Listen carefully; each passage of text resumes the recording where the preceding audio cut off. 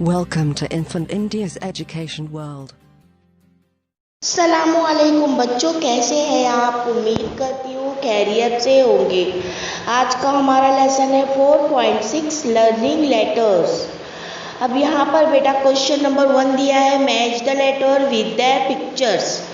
अब यहाँ पर लेटर्स दिए हुए बेटा, उसके आगे आपको पिक्चर बनी हुई है।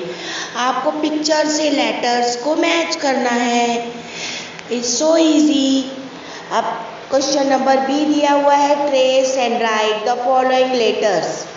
अब यहाँ पर यू फॉर अम्ब्रेला दिया हुआ है और लास्ट में बॉक्स कॉलम बना हुआ है, उसमें आपको सेम ट्रेस करके वैसा ही अल्फ़ाबेट लिखना है।